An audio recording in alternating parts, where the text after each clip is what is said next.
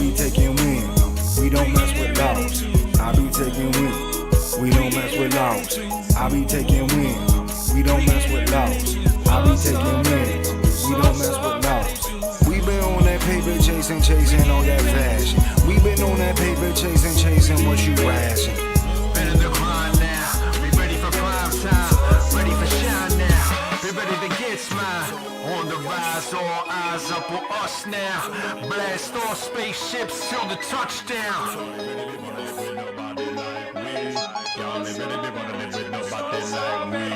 Energy level on high, put that trouble on fire. Double it down, I'ma spit it around. Click, clack, boom, we the best in town. Energy level on high, put that trouble on fire. Double it down, I'ma spit it around. Click, clack, boom, we the best in town. I started off the lowest point in life, though. I started off the lowest point in life, though. I started off the lowest point in life, though.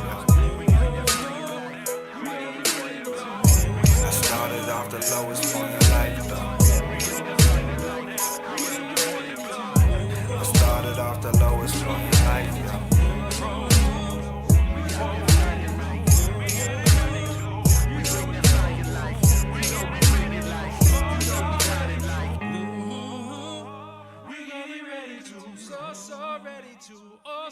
Ready to.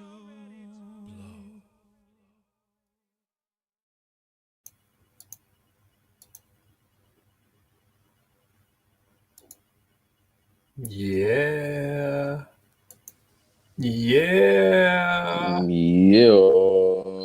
What's going on? Man, what up, man? It's a beautiful Friday evening. How you doing, Sir Fly? Looking forward to this wonderful night as always, man. To kick it with my brother. Yeah, man. Likewise. Yo, did you get what I sent you? I did not for some reason. I sent it through the email like about an hour ago. I don't know. It'll probably come when it get ready. Let me make sure it didn't bounce back. Hold on, people. We're just handling important business here. You know, a lot of our people aren't checking in at 9. They're checking in at 9:05. You know what I'm saying? Like, I'm looking. It went through to flytherapper@gmail.com. I see it. Okay. I don't know why I haven't received it, man. I don't know what that's about. Well, I might have to send that a different way. Some blocking going in right now. What's going on, man? Let me try it this way. Let's see if I can do it this way. Let's see. Yeah, I can. Let's do it this way. I'll send it to your messenger. That way you can at least peep it out. So when anybody's looking at Fly in a few minutes and he's pretending like he's listening to us, he's really listening to something else. Something else. So, something else. Yes, sir. Not just anything, though. Not at all. Not at all. Did you just blank yourself out to actually do that? Did you? I just went with the flow. That's all. I just went with the flow. Yeah. Well, there you go. That's who it is. He's just on the other side, right there. So folks, we just want to say hello. We are representing the ProQuo Show. Now you know that is not LG or Freedom Corner, but it said Freedom Corner, so I went with it. But we want that man right there, F.L.Y. Yes, sir. My name is Pro. Quo is not in this week, but there is Fly. So it's like let there be light. Let there be light. Jake King Cruz has a word for you though. It's right here. Bam! Yo. What it is, man. What it is. So he's there. Brother. He's just underneath me instead of on the side, right? So shout out to Quo King. Shout out to all the people here checking in as well. Shout out to Mark. What's up, yo? Shout out to Tree, who was in there bright and early. What else did she say? Fly, great job on the radio show. Oh, nice. Yeah. Tell the people about what she's talking about, because only the dedicated listeners really know what we're talking about here. Yeah, man. I had a live interview with Big Boss Radio. Philo the Great, the Cali Country cousin. Shout out to Philo. Yeah, shout out to Philo, man. The interview was I had fun, of course. And basically just did a little review, man. Went over a couple songs and just talked about, my life in general, broke down some of the songs and stuff like that, typical radio interview stuff. It was fun though. It was fun. It was exciting. Now I heard it, and having been on, Quo and I did the show as well. With LD, of course, the big hook up there. So shout out to LD. And, Charlie. Yeah, shout out to Charlie. Yeah, Charlie. He was texting me earlier. I think he's got the invite.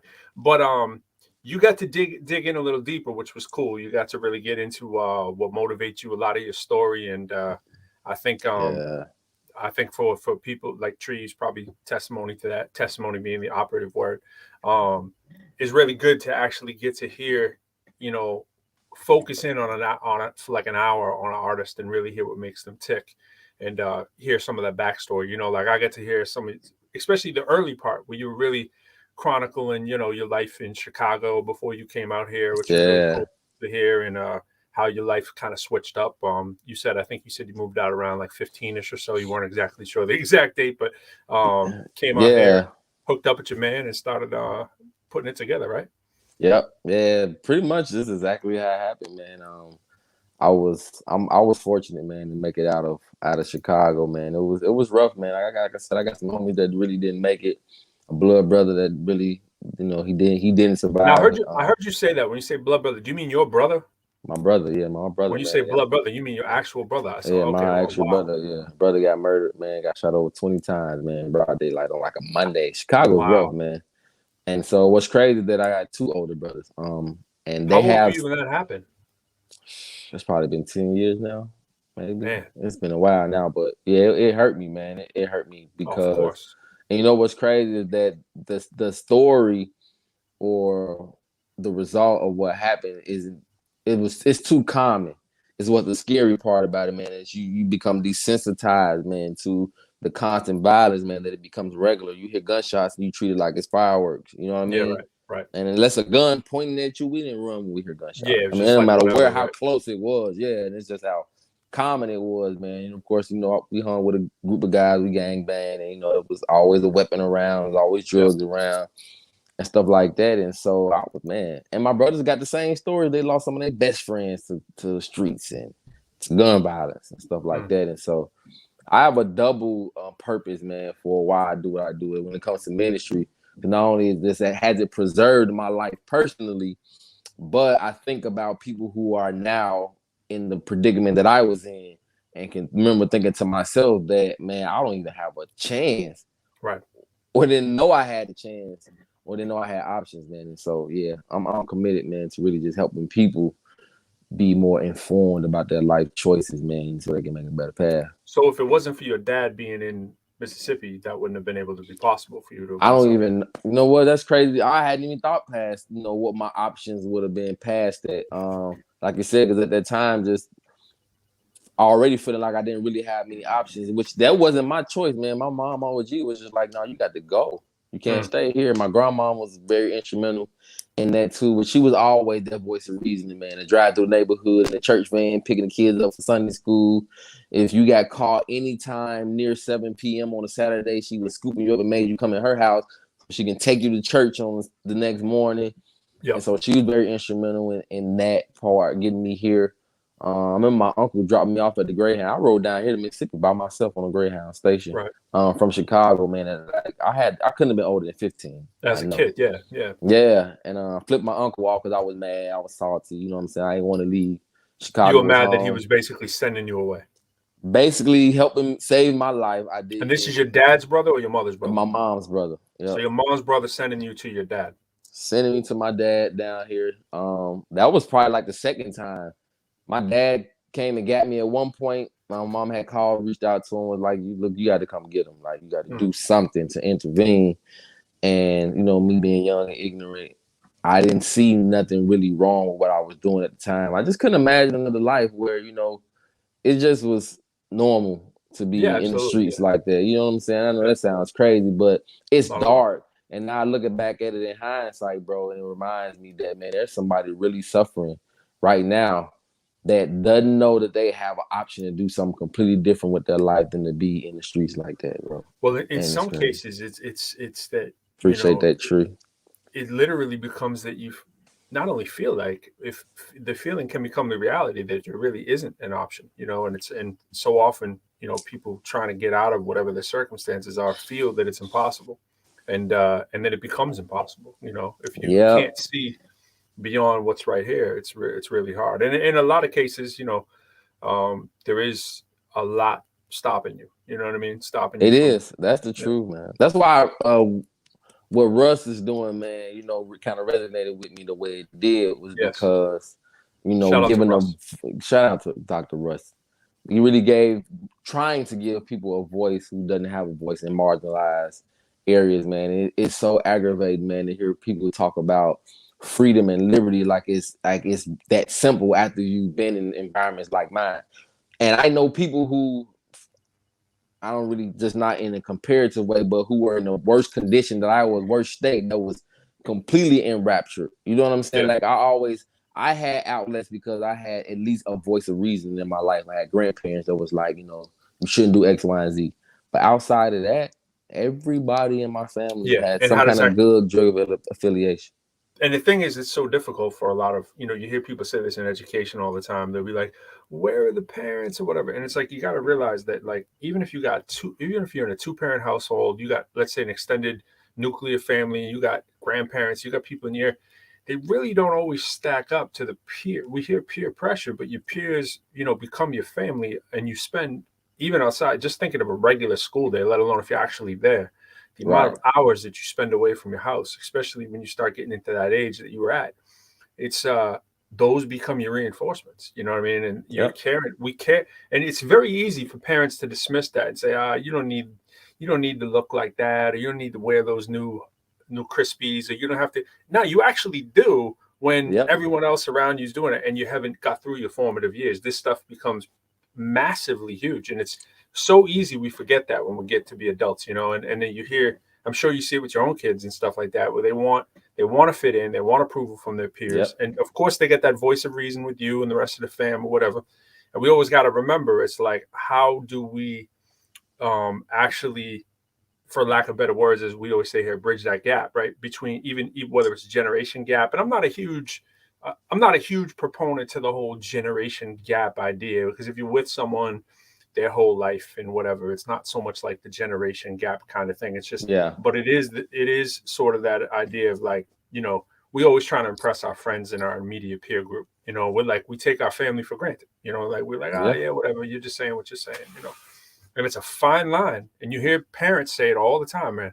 It's a fine line between that friend thing with your kids and that disciplinarian, or maybe it's positive. See, the other thing is positive reinforcement works too. And we don't like to try that, because I get in these conversations with educators, and educators will always be like, it needs to be rigorous. And what they mean is it needs to be strict and rigid, right? Yeah.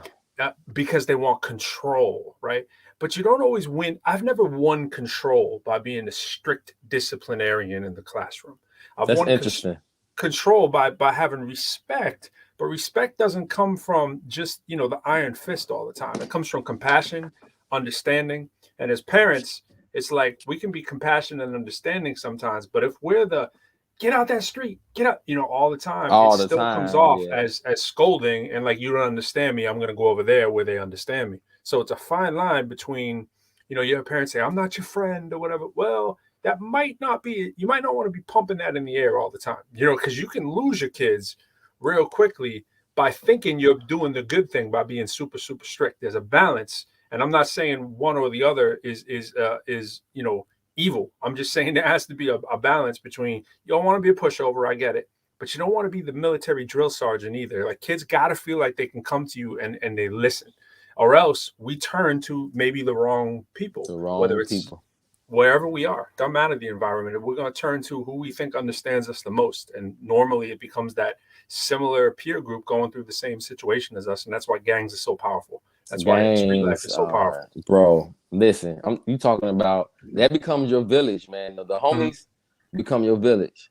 And what's the reinforcing factor in it is that the fights that I've been in, you know what I mean? The so-called wars in my life, my homies helped me through them.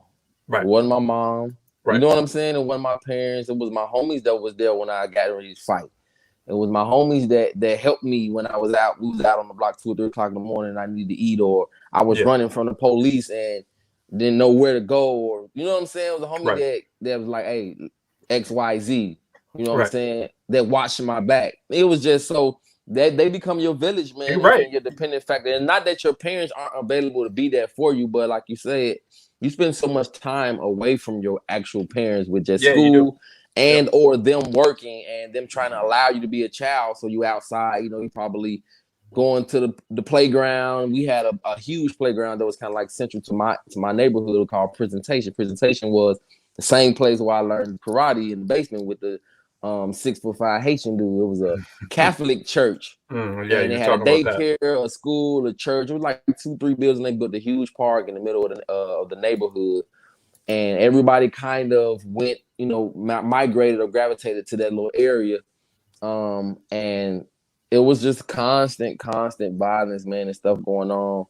And I always have been persuaded that environmental factors will always be the strongest. And I know we talk about, you know, instilling certain amount of practices in your children, which you should, because those are the things, the tools and the resources that a child will need to be able to fight those environmental factors, because environmental factors are so powerful. And I can recall, just if I could, like from a scriptural perspective, one of the stories that always stick out to me when I think about how powerful environmental factors were is one like 2 or 3 of Jesus' disciples who had followed him. And at this point, man, they had just got done watching him turn 2 fish and 5 loaves of bread into one of the biggest fish fries in history, right?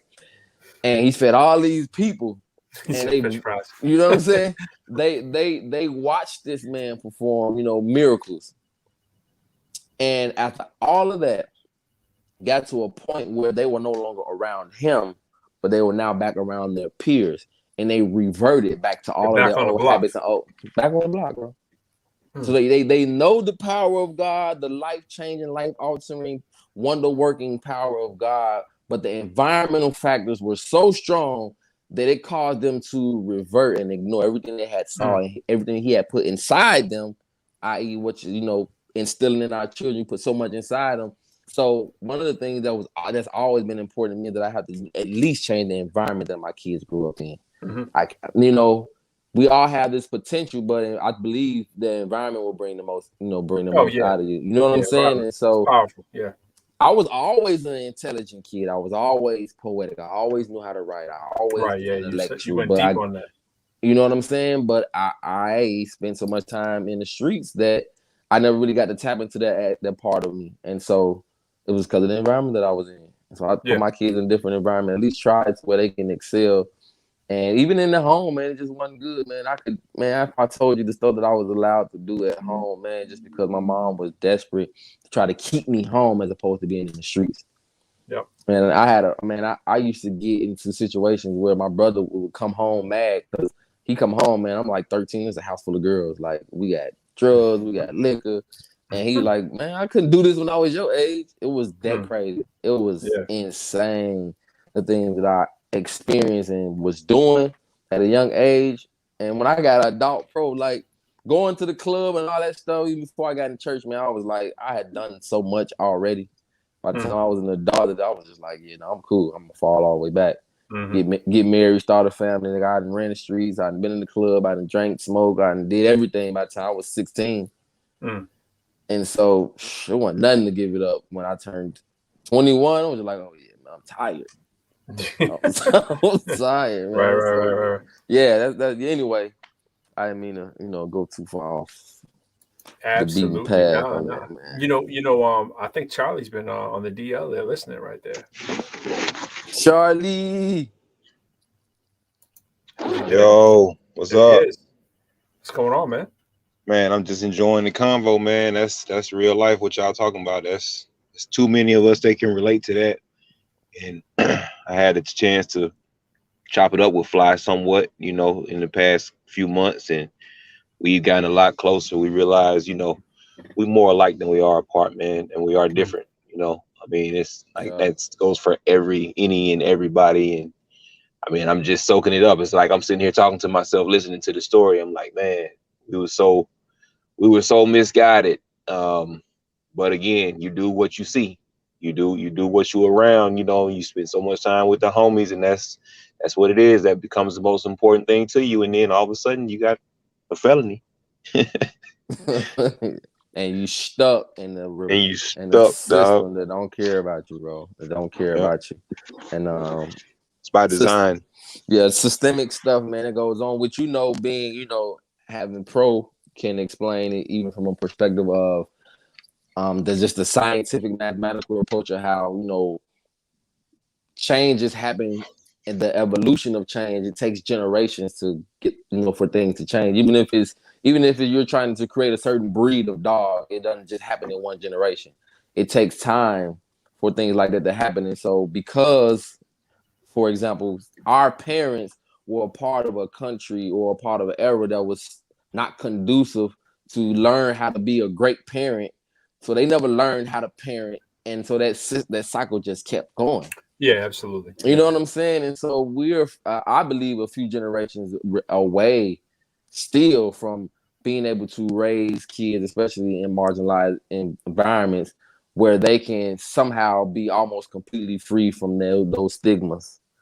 You know what I'm saying? We still got a lot of ways to go to where two parents in the household. Well, yeah, I mean, and you if you compare most cities to most suburbs, let alone country or whatever, you know, when you look, and this is something I was able to clearly see in my life, having been born in Lowell, moving as a young kid to a suburb, right? Get to go, you know, to the difference. Like our middle school was on the border of Lowell and Chelmsford, and it might as well have been night and day. It was like, I can't even explain the difference. You know what I'm saying? And then the people on my side of the family that lived in Lowell, and the friends in Lowell, and the difference of the people that are in Chelmsford, and just the opportunities that they have. You don't have gun stores in the middle of the city that are right next to the high school.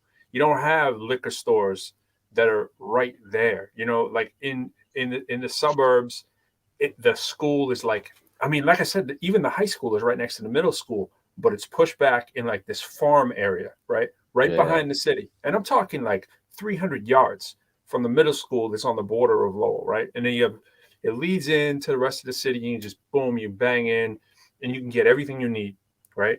But if you live in that other town, right, where it's pushed back, you get the land, whatever, there's no, you know, you gotta work to go try to get your weed and your drugs and whatever, you know, you gotta work, and you gotta go wandering into places where you don't necessarily belong to go find that trouble, you know. Whereas, you know, I think the Lowell High, where I taught, right next to where I lived, right, it's like you walk out the door and there's like 50 different like little things you can do to get yourself in trouble. You know what I'm saying? Like I said, the gun store, the legal gun store is like right around the corner. The pawn shops right there. All the fiends are coming in, swapping their stuff, right? And it's like every corner there's hookers on the corner. There's dudes selling. There's scams everywhere, right? And you don't have to deal with that. Just a few hundred yards over, you know, it gets a little different, you know. And even within that city, it's like, you know, you just go over the bridge. And if the way Lowell set up, I was living on the back of the bridge, and you just go over and you're in Centerville. And then once you're in Centerville, it's still a little grimy, but you go up the street like 300 yards more, and now you're on the border of Drake, which is a suburb. And it's concentrated, it's planned. You can't convince me that it's not planned, that when you put alcohol, despair, right, gun stores, right, and all the other trappings that go with it, you can't say that that's not planned systemically in neighborhoods.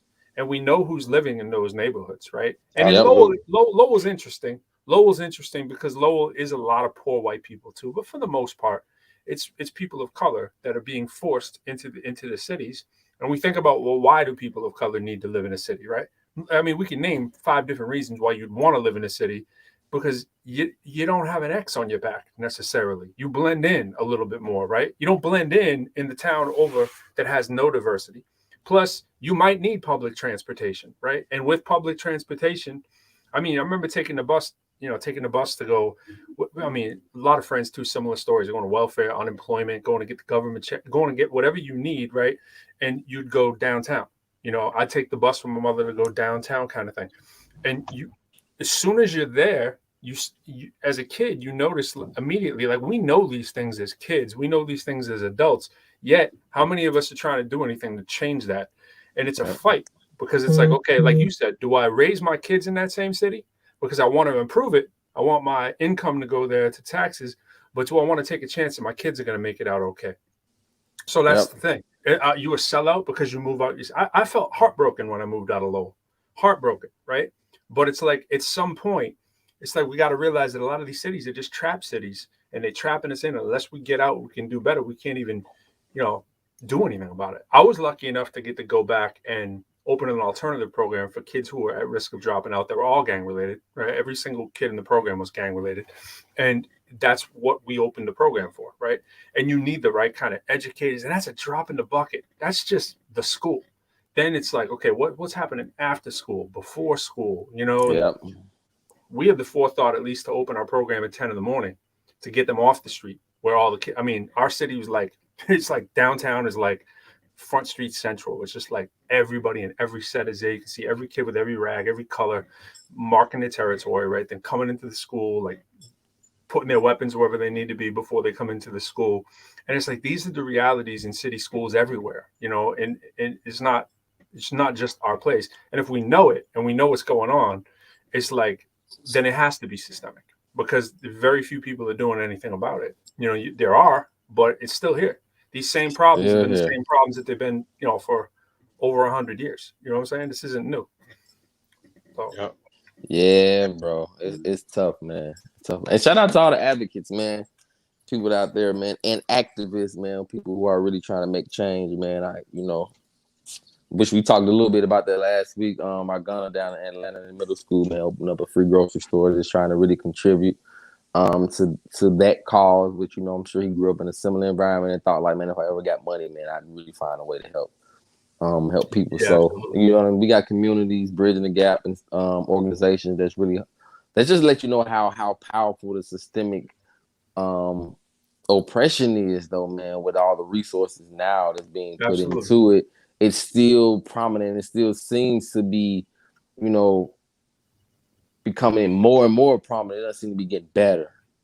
You know what I mean? And so education is important. I guess that's one very valuable way to just being informed and knowing that you have options. For me, I think that would have made some difference. Just knowing that I ain't need a jump shot or I ain't have to sell dope, that I can still make it out the hood. Honestly felt like at that time that I didn't really have many options outside of that. I never thought about college. What did you think the pathway was, though? What would have been the pathway in Chicago to make it out? It would be string and narrow. Yeah, I felt like, and it probably, in all honesty, and I don't like to, I don't like to make things seem worse than what they are or better than what they were. So, I usually just try to be as honest about it as possible. It probably was more opportunities than that. I just didn't feel that way. Yeah, right. And wasn't informed. Right. It wasn't informed enough to know that you could be whatever you want to be. You know what I mean? Nobody talked to me really about being an engineer and things of that nature. And you know what's crazy? I loved art and computers. Going into high school, I went to a career academy in Chicago called Westinghouse, and it was almost like community college. You had to test and have certain grades in order to be eligible to get in. Yep. And so I took computers, so to speak. And you talking about, of course, a time when the computer age is not like what it is now, but just have the opportunities, I guess, somewhat were there, but not really knowing. It was just something I had never heard of before. I said, oh, yeah, I'd try that. But I never really thought about using it as a career path or anything like that. And so it's challenging, man. I got homies, man, that right now to this day, bro, that I remember being in the streets with, and they still doing the same exact thing in the same neighborhood, bro. I'm like, man. And it's funny, man, to hear them now talk differently because I started an Instagram page, put Forever Live Yahweh on it, and put music with my faith and my rap. And now I connect with them because they're like, bro, man, it's so good to see. And you can see the change or the light bulb going off in their head and just like, man, now they open up to me about it.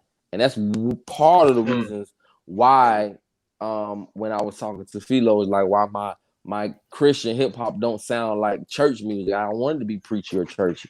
Right. I wanted it to be a segue to create the discussion. I want people to hear my story, my challenges, my testimony, and my faith in it, to just ask the question like, hey, what's X, Y, and Z? And I get that a lot because of how my music is. And it doesn't come off offensive or preachy, and it's entertaining, but it still creates the opportunity for me to be able to maybe dive a little deeper into whatever the discussion is. That's what oh, sorry. That's what my man Pro. That's what you be talking about all the time. You know what I'm saying? Because you making it fun for them. It's fun. They listen to the song. The song is great. You know what I'm saying? Like, I'm not even listening for the message yet. Right. You know what I mean? I just like the beat. You know what I'm saying? And then you snap it. It's like, you made it fun. You got to make it fun for these kids in these classrooms, and then they all open up. They don't want to do this. They don't want to do this stuff, man. No, and they don't see nothing else, and they're not being directed to anything better. That's exactly it. That's exactly what I was going to say. I mean, even when I was teaching in the alternative program for 6 years, coming in, you know, I was teaching there. I could come and dress like this every day, right? I'd come in like this. I mean, everyone knew I was a rapper from Lowell, whatever, right? Come in, had totally the ear of everyone in the class, right? But it only lasts so long. It's like reality is going to set in. You need it from your you need all your faculty to be that way, not just one dude. You know what I'm saying? You need all faculty who get it in one place. You need all the after school kind of programs that where everyone gets it. You need, and this is the tough part, you need the people in other institutions like the police need to get it. You know what I'm saying? And that's how often does that happen, right? And you see places, right, that do have good police programs where they're about the kids and they're about the community, but it's so rare. You know what I'm saying? Or it's a couple of them, you know, and then like, but they're working inside the machine, and it's like they're a drop in the bucket because the rest of it's quote unquote corrupt, right? And so it's the institutions are so often easily corruptible. Or it's the same thing with teaching. You got people that want to work in the inner cities because they get quote unquote hazard pay. They pay more to work in the inner city because no one wants to do that job. People want to work in the nice, cushy places and where the parents are all involved. And, you know, when they call home or whatever, the parents are like on it and they can come because they don't have to work the crazy late night shift or something, you know. And it's so depressing, you know, and that when we look at like what it takes to really, you know, like using a Chicago example with Fly, it's like what it takes to have someone feel like they can walk the straight and narrow and not have to deal with the pressure of the peers, right? And see a pathway for themselves and have the internal fortitude to go, yeah, I can make it out that way. Like, there's no way I would have done that if I stayed in Lowell. There's no way. I had to have moved to where I did. And I say that all the time. Like, people, they try to throw flowers at you. Oh, it's so cool what you do. Yeah, I had the opportunity because I was able to move out at a very young age, right?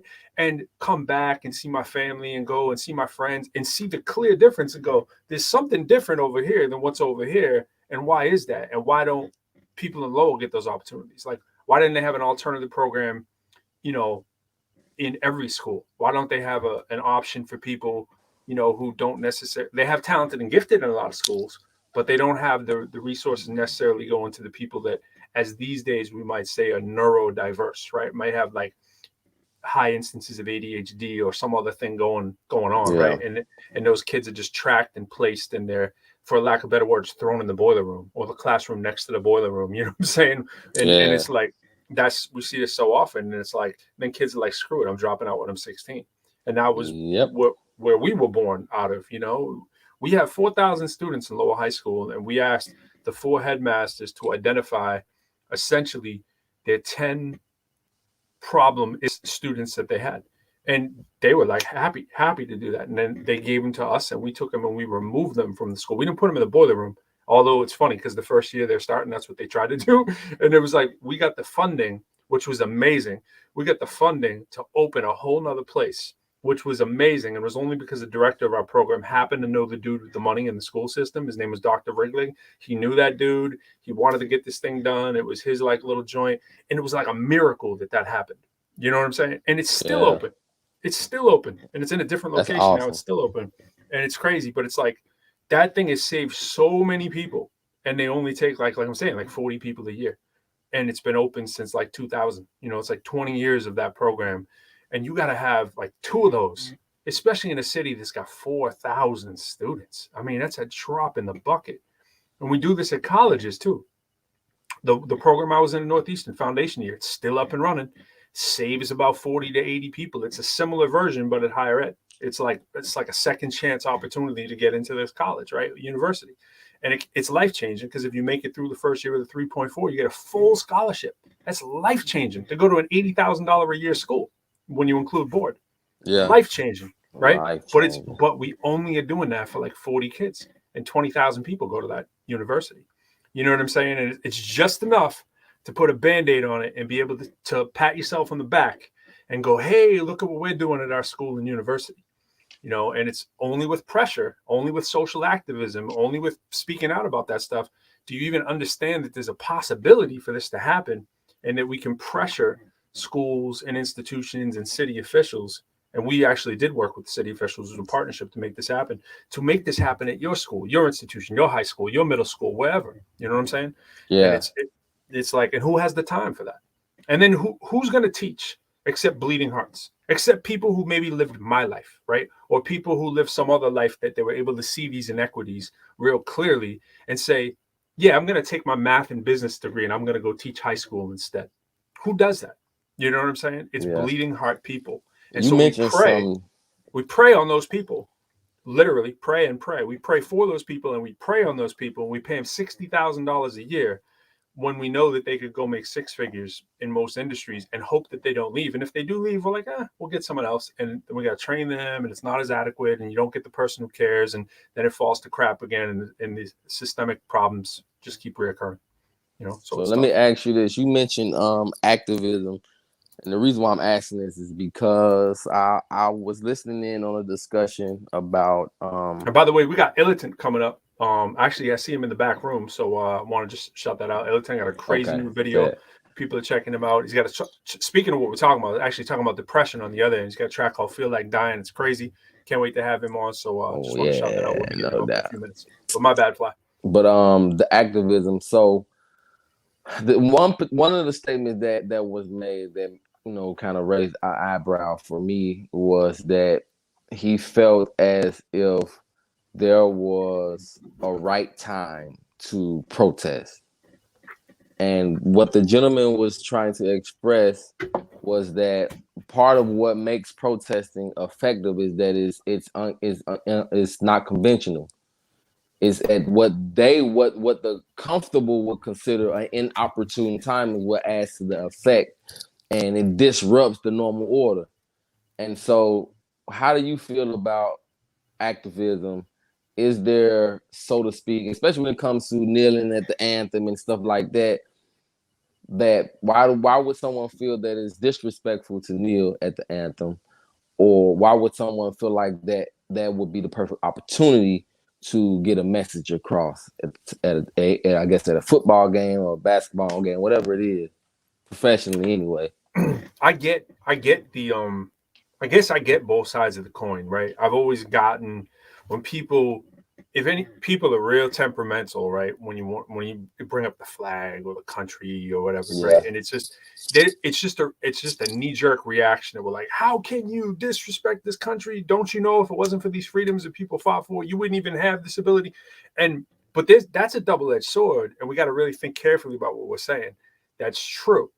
If the military, right, and service people, right, had not fought for, and many of those people have been, 400, 500 years, black and brown people as well, fighting for this country, right, to make it what it is, so that you and I have the ability to be on the show and talk about it and kneel if we choose to at a game, right?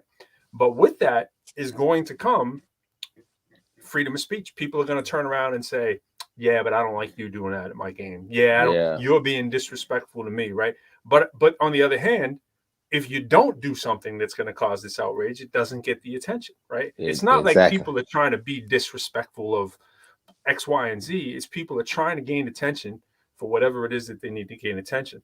I get there's a time and place for everything, but usually that time and place is inconvenient. And there's been no great handout without fight and struggle. When people, that's the truth. We don't say it's a nice, happy meeting for civil rights. We say it's a fight, right? For civil rights. It is a fight. The metaphor is correct because nobody's giving this stuff away. No one's like, you know what? we were wrong about that slavery thing. We just want to stop that today. You know let's just go on. Yeah. You know what? We were wrong about, it just doesn't happen unless someone brings it to your attention uncomfortably. So it's like I get both sides of what the hot buttons is, but I've never been one to shy away from the discussion, about what those things are and why they need to be. You need to take advantage of the situation. When it's very easy when you're comfortable to look and say, "Can you believe these people protesting?" It's like very easy when you're comfortable, or if you have military families, right? And because it's going to be sensitive to you, and that's what we prey on, and then we do that in the news too. We try to pit left and right and have all this kind of big hot button conversation. And really, with people in struggle, you're going to do whatever you need to do to feed your family. You're going to do whatever you need to do to survive, and you're going to have to, unfortunately, take these kind of situations that are going to disgruntle some people to get the attention. But then it gets pitted on, and people get pissed at each other, and it becomes a whole mess. It's the media, man. The media is the antagonist in a lot of the hysteria as well as the frustration that goes on within our country. I can say that, and I'll give one example. One example of it is just some real small. I was just reading a small article about Dennis Schroeder and how he turned down his contract. I know him being a new Boston Celtics, right? And it was amazing how they made the story sound like he didn't want to play with LeBron James. Right. It had nothing to do with that. They made it seem like LeBron was the GM, LeBron made the decisions, and that there wasn't enough time or effort put into them being teammates. The decision he made had nothing to do with LeBron, but the way they spent the story made it sound like him and LeBron was beefing and didn't want to play together. Just something that simple. And they do this on a big level with stuff that's sensitive.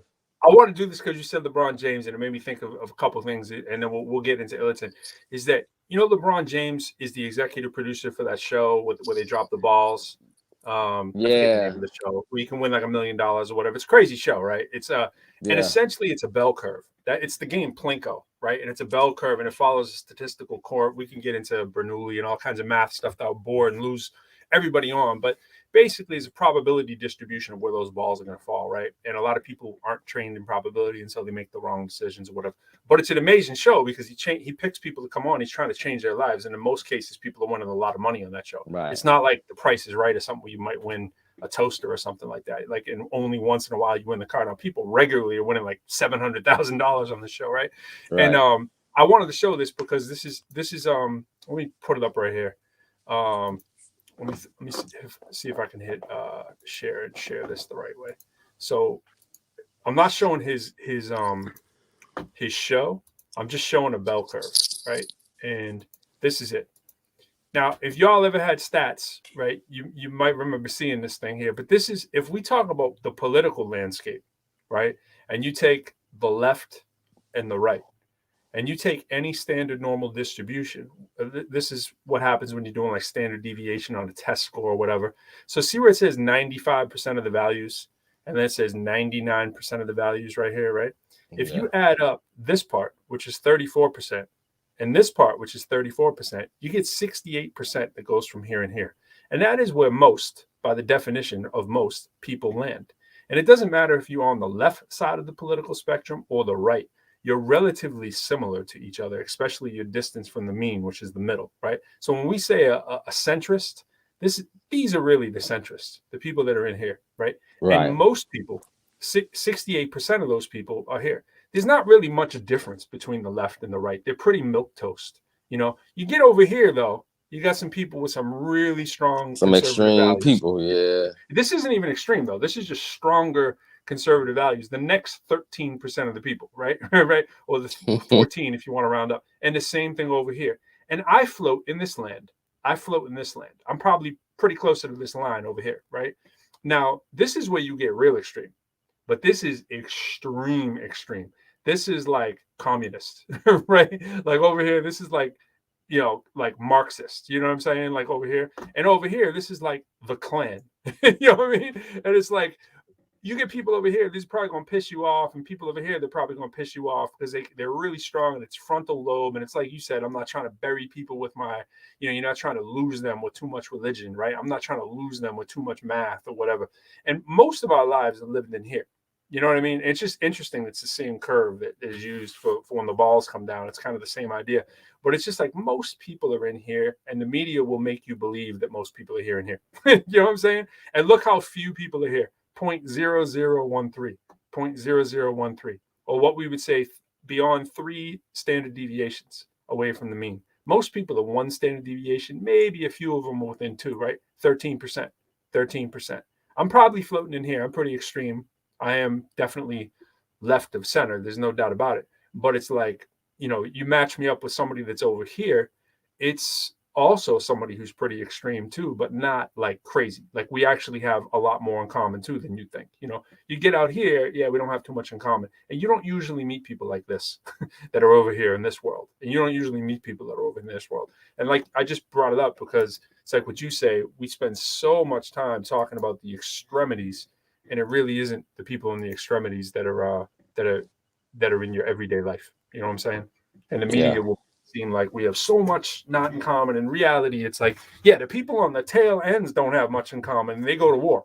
But their war brings in everybody in that 68%, let alone the next 2 degrees of standard deviation who really don't really want to be throwing down like that either. So, but that's it. Crazy.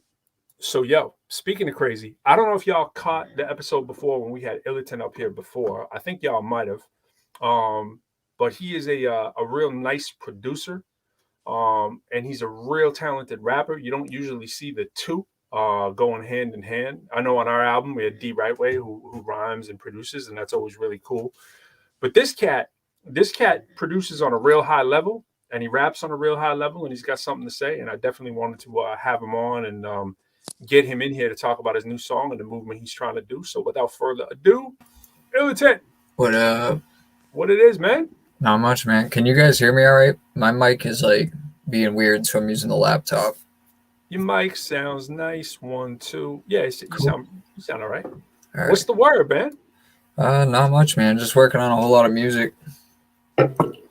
Trying to get that video out a little bit more and kind of raise some awareness for, suicide prevention. So yeah, bro. I heard it. I was glad you sent it to me. It's real nice. It's real slick how you did it too. I won't give away too much of it before we play it in terms of like the visuals and so forth. But in terms of I saw that you were doing some shows in regards to this too. I saw a couple on your page. You were doing something about suicide prevention, I believe.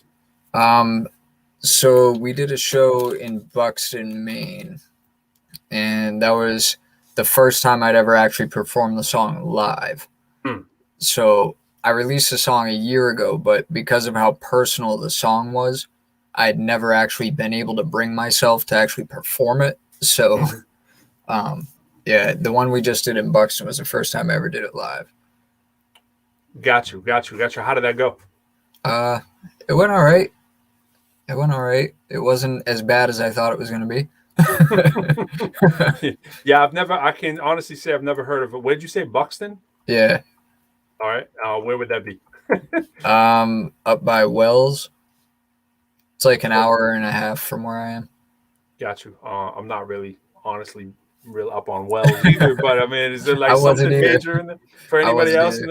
Where are we talking? Well, like, give us north, east, south, and west of something we know. Oh God, I don't know Maine that well, so I can't really give like a landmark. Maine is probably enough for it, right? Yeah. You know what I mean?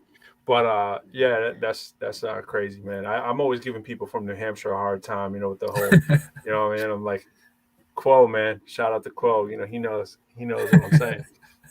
My man Fee, he said, "Yo, Illitant's coming on. New Hampshire represent." I said, "Yeah, we make exceptions sometimes." Yeah. You know what I'm saying? Yeah, I've been on here a couple times now. Absolutely. So you produced this track as well? Yeah. Yeah, absolutely. So how long have you been producing, man? Honestly, not that long. I've only been producing for a little over 2 years now. That's amazing. Your stuff sounds like you have a polish to it that you've been doing a lot longer than that. Thank you. Yeah, absolutely. Yeah. You've been getting busy in those 2 years, though. Oh yeah. Oh, for sure. And then I've only been engineering for a little over a year now. So, but that process was a little bit easier for me, I think, rather than producing, just because I like messing around with sounds, like especially vocal sounds, because everybody's voice is different. So it always makes the instrument more unique. So, but are you making your beats on the same kind of stuff all the time, or do you mix it up? And do you play instruments, or you just beats and samples, or how do you do it? So I don't use any samples. I produce everything from scratch.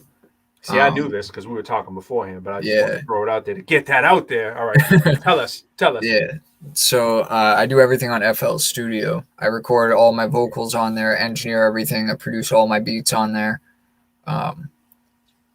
So I mean, I've tried working with other programs. Like I've used Pro Tools before. It didn't really take me too long to learn that one, but I prefer using FL Studio just because I'm really comfortable with it. That was the program I started out on. So, Fly, that sounds like a sponsorship. FL Studio, man. You know what I'm saying? Yeah, man. Fruity Loop, man. Fruity Loop been around, man, for a couple decades now, man. It got us. You got me, got us through a lot of long nights, man. That's one of the. I mean, when it first came out, that was like changing the whole game for people. It was like anyone was able to get into production at that time, you know. And, it was a game changer, bro. Because at that time when Fruity Loop came out, man, at that time the MPC, the drum pad was still, dominant, and a lot of the software that was coming in, Cubase, Sonar, and all that. You kind of had to have a little money, man, to afford that stuff. So you was a at-home producer, man, and you could get that free version of Fruity Loop. The instruments was trash, but then the plugins started rolling in, the and all that. And then the sample kit started rolling in right behind that. The Dr. Dre sample kits, Timbaland sample, I mean, all that. I used to actually produce. I never really tell nobody that. Oh, man. You know what I'm saying, man? All for the love of rapping, though. You know what I'm saying? I just got tired of waiting on producers, man. So I started getting real heavy in producing. Actually, JB taught me how to produce, man. Legendary. So like we've been solid that long. Like the first time I ever produced, he and I was together on Fruity Loop and banging it out, bro. And I remember they started dropping consecutive versions, and the plugins completely changed it. Where Fruity Loop was for at-home producers, you know what I'm saying? Because you couldn't really afford the other stuff. And now it's just like Fruity Loop is the first choice. Up there with an industry standard. Yeah, absolutely. Yeah. It's like back in the day, if you didn't say Logic or Pro Tools, people look at you funny. You know what I'm saying? Exactly. Like what? Yeah. Like I'm recording on BandLab. You know what I'm saying? Like I recorded an entire album on BandLab. Like all my vocals were done on BandLab. Truth be told, which I did right here, on this mic, in a quasi soundproof room. And it's really to that point where you can make, if you know what you're doing, you can make really quality stuff, I just engineered a song the other day that got accepted for like a movie placement in here. That's you know dope. What I'm saying? And it's like, yeah, definitely. But the quality of the track that you're rocking on first, if most of the work is done, and it's done well, then it makes your job easy when you're just really trying to, tweak things and just get the vocals pristine and you know what I mean, make them sound like you need to do. So it makes our MC job easier. But when you're doing both, like yourself, do you like when you listen to your own stuff? Are you more nitpicky on the MC side of you or on the engineer side of you? Dude, I'm bad. I'm bad on both sides, to be honest, man. Like, I will, no joke, like, I will sit here and pick a song apart for, like, a good week of just stuff I don't like, whether it's the beat or how I recorded it, like, certain notes that I've hit. I'm like, nah, that's trash. That's gotta go. Yeah. I don't like everybody. I'm pretty much, like I listen to people's tracks, and I'm like, I stay quiet. I'll be like, and I'll usually point towards the things that I do like. Please don't get them started. Nice, this was nice. But in my head, I'm listening like, how could you not say that you didn't hear that? You know what I'm saying? Like I'll hear people they'll just like pretend away that they made a massive mistake on the track. I'll be like, how do you pretend? And then you want me to say something about the track, and it's like really tough because it's mistake laden, and it's like the same thing in math. It's like, yo, it's right or it's wrong. You know what I mean? And it's like if you went from here to here and you got the right answer, but you made a whole bunch of mistakes in the middle. To me, it's still wrong. You know what I'm saying? Like in other words, the joint might have came out, all right, but you made a bunch of mistakes in the middle. I'm having a tough time following along the ride for you when I'm like, dude, like you like when you clip a snare on a drop, it's like, come on, bro. You know what I mean? Like, go back and listen to it and see if you really did that. You know what I mean? So I'm right there with you on that. And yes, he is. Yeah, bro. This man is not really. But lyrically, though, I'm much more anal about it. When they like, I'm like, okay, you were doing this flow, and then you came off it, and then you went back, and you sort of did it, and then like you were doing this scheme, and then you didn't pay attention to it, and you came out of it weird, and it's like, you know, it's just like you feel like going back precision and being like, people say all the time, they'll say, yo, how do you get to be X, Y, and Z? It's attention to the details, you know, and that's it, man. So that's why your 2 years sound like you've been doing it a lot longer, because you got attention to a detail. Now, I noticed in this track, you weren't doing the same kind of level of vocal gymnastics that I know you can do. Right. Because it was more about the message. Is that right? Yeah. Absolutely. Yep. And I think it works. I think it works for you because it has me listening like, oh my gosh, like this is a deep track. You know what I mean? And I've seen some of the stuff you posted. I've read a lot of your posts online. And so I'm like, yo, okay, this is real. Like this is some real stuff you talk about. This is I'm excited. Personal experience. You want to jump into it? Anything else you want to say about it before we run it or what? No. He's like, no, let's get into that. Shout out to Fee right there. Yay. What up, Fee? How do you pronounce that Fee? Is it I? No, I think that's like Eeyore. Hey, yeah, what a trap pirate, man. I don't know if it's hey or it's E. Yeah, man. Absolutely. Trap pirate. I like that. All right, so we're gonna run this. So I'm gonna give the disclaimer. I should have asked you to hit me with the actual download of this thing, not the actual YouTube. YouTube likes to shut us down. So you might lose some people on the Professor Lyrical page if you're watching on there. They might shut me down for a little bit, but it's worth it. And everybody can watch it back on the real run. And by the way, if you want to watch this in full, if you're watching on a page and it gets shut down, where's the place to go? It's tinyurl.com/the Show. That's where you probably want to go. I'm going to type it here right now. You might want to even switch over. So tinyurl.com/the Show. And the reason that won't get shut down is because it is YouTube. So you can, of course, watch YouTube videos on YouTube as opposed to Facebook when they catch us and shut our down. All right. Yeah, the police come, man. Yeah, sometimes they do. But in any event, we gave y'all a warning. That's where to go. Check it out if you want to flip on over. Some of you are already there. I can already see. And we're going to run this right now. So want to lead it in one more time? What was that? I see you want to give us a lead in about what this is called, what it is, and anything else you want to say about it before we run it? All right. So the song is called Feel Like Dying. Basically, it's about my own personal battle with depression. My videographer, Zach James, shot this video. He directed the whole thing. It was unbelievable, the process to shoot this thing. But I just wanted to get the message across to people that, you know, anybody that's battling depression like this, anybody that's having these kind of thoughts, you are not alone in your fight. There are so many other people going through this. Here it is, man. Illitant, Feel Like Dying.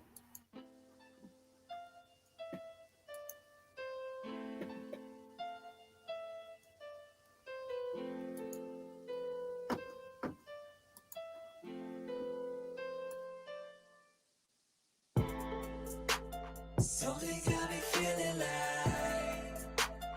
I don't understand this life, yeah. There's moments where I get it right, the moments where I feel like dying, yeah. Something got me feeling like I don't understand this life, yeah. There's moments where I get it right, the moments where I feel like dying. Man, this life is stressful, don't know how much I can take. Every time I go to move, it's like the earth begins to shake. How much more I gotta deal with before life gives me a break? All these ups and downs, I'm struggling to put food on my plate. Guess I'll never do it right in time. Why I gotta write these rhymes? Just to feel like I've been fine. This feeling got me numb inside. I'm hanging off a cliff that's beyond my fucking means to climb. A decent human being would have quit before they seen the signs. Yeah, it's my outlet. but y'all don't understand it. I've been doubted since the start. I mean, just look at where I landed. I'm broke, but I keep grinding, hoping one day I'ma land it. Cause that moment goes before you realize where you were standing. 10 years I've dedicated, 10 years I probably wasted, 10 years in front my peers just trying to keep up with the pace. And it's becoming just another thing I hate. Hey, let's face it, I can't have my cake and eat it, cause I can't afford to taste it. Something got me feeling like I don't understand this life, yeah. There's moments where I get it right, the moments where I feel like dying, yeah. Something got me feeling like I don't understand this life, yeah. There's moments where I get it right, the moments where I feel like dying. It's hard enough to hope, it's harder chasing dreams when you can't afford to fund it, but you write what people need. And despite what people say, they never look enough to see that the burdens you endure are anything but what they seem. It takes balls to follow it, bitter pills I'm swallowing, lay awake just wondering about life and all of it. Is this really the path? Because my soul is hollow and gets emotional. An ocean that I sit and wallow in. Music changed me, I'm not who I was no more. I wanted buzz more than anything I'm hoping for. I see the hallway, but there ain't been no open doors. I sit inside behind this mic and strain my vocal cords. I guess it's clear to you, you on the outside looking in. I can't make a single dollar off the money that I spent. I'm a rapper and the truth is that I lost most of my friends just to follow something that I love until I hit my end. Something got me feeling like I don't understand this life, yeah. There's moments where I get it right, the moments where I feel like dying, yeah. Something got me feeling like I don't understand this life, yeah. There's moments where I get it right, the moments where I feel like dying, yeah.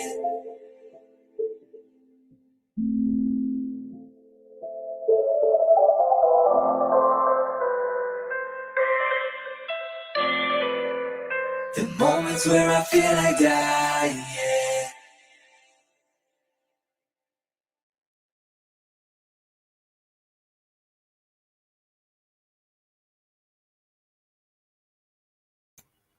And there it is.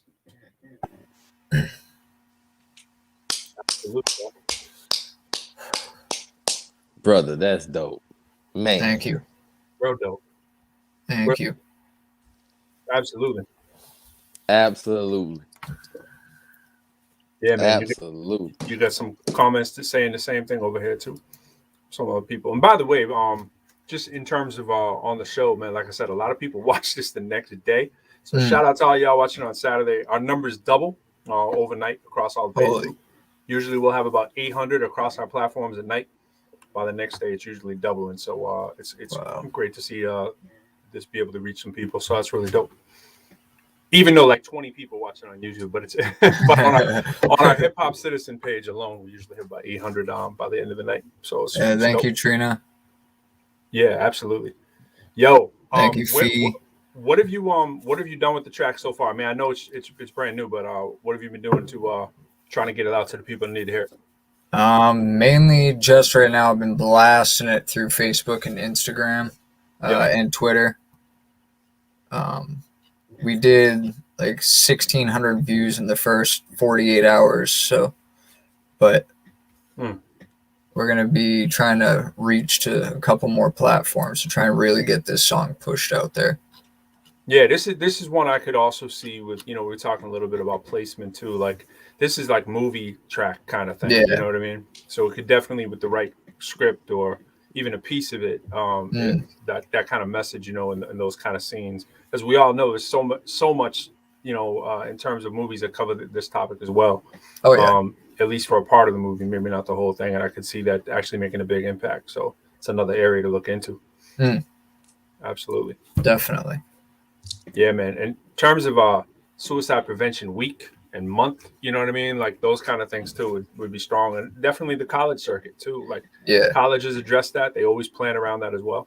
So that's another opportunity for it too. If you haven't looked in that area, I would definitely encourage you to, jump on that. Which it seems like you're starting to do anyway. So that's real crazy.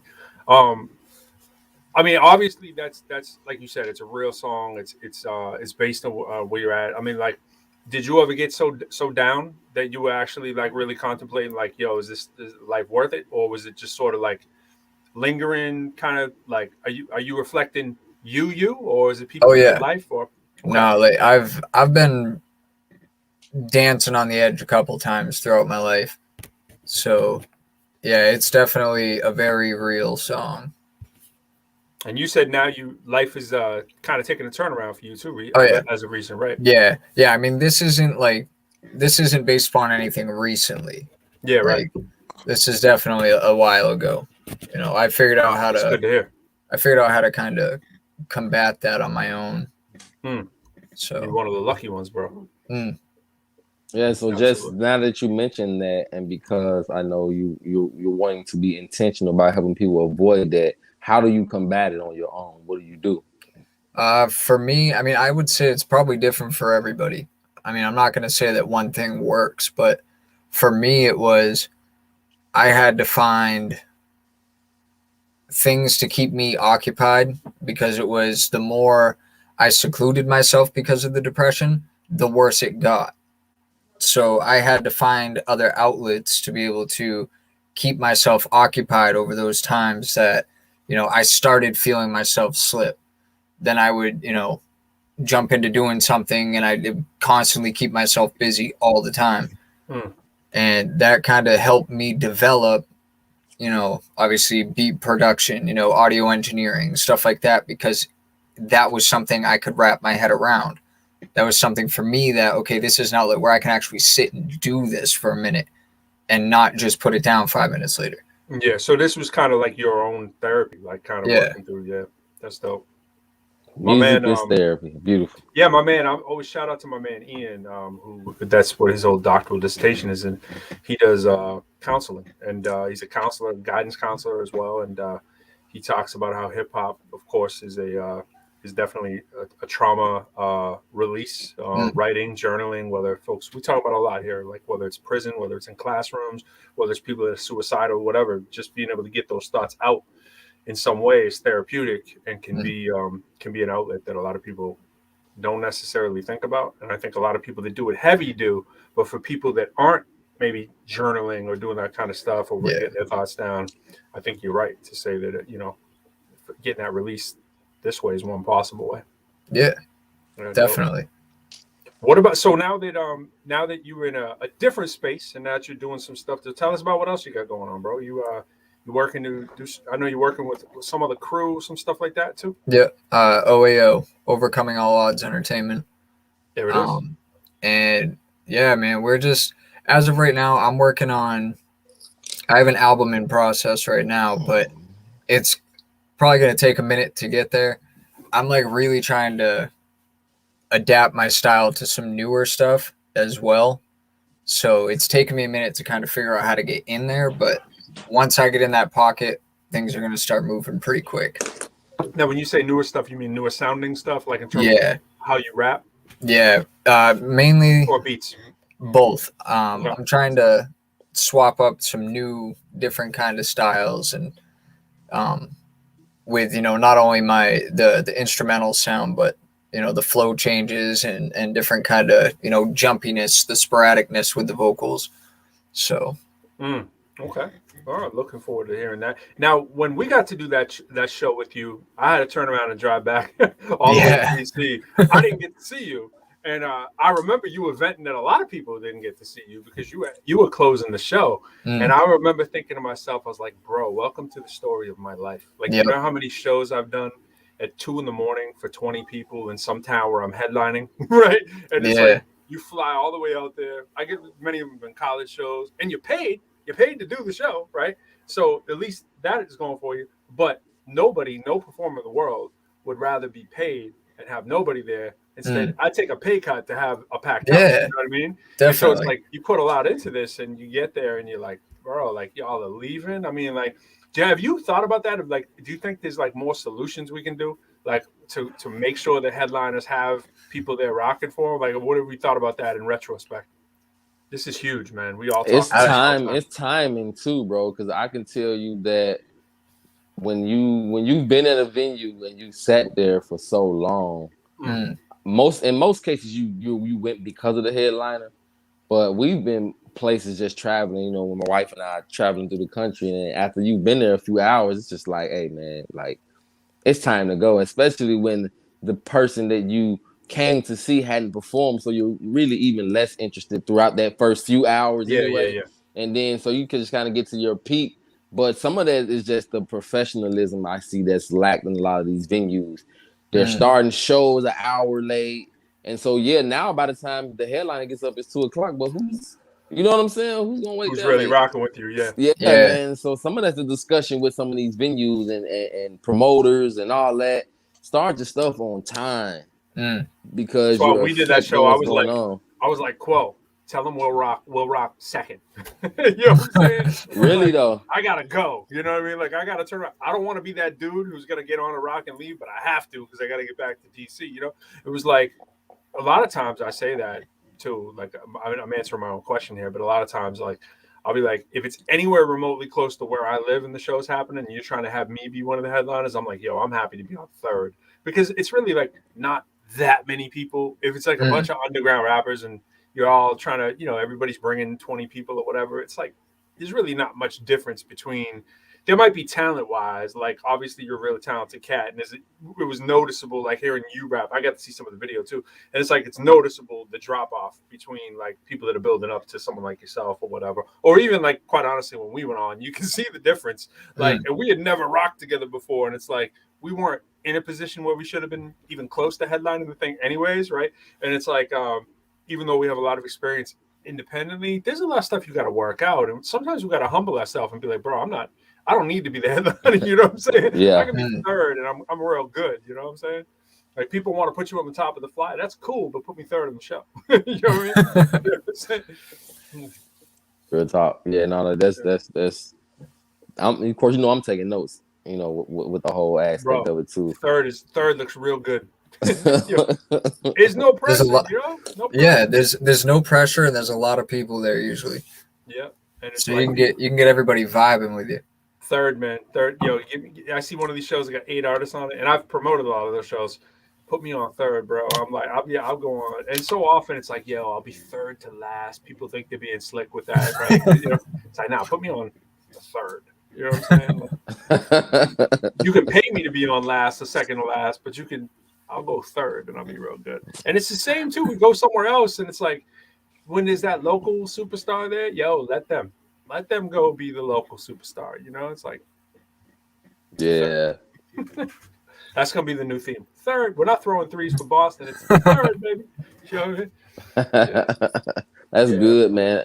Man, bro, ill that song, man. It really, I know people personally, man, that's kind of fought that the depression part of it. So that helps them a lot. Yeah, it's that's dope, man. The message is dope, and it resonates with me because it kind of reminds me of my music. You know, it's a deep message, but it's still good. Sometimes people get into the message and the song is not entertaining. Yeah, you sacrifice that value of the song just to get a message out, and you didn't have to do that. So that's skillful, man. And the people want to know. People want to know, bro, were you really in a casket, or were you just making it look like it? Well, we built a casket right outside. It is the inside scoop. You really did it. I wanted to know what was going on with that. Yeah, no, I actually thought it was a frame for a little bit. Maybe I just he made it look good. No joke, man. Like Holly went all out with that thing, bro.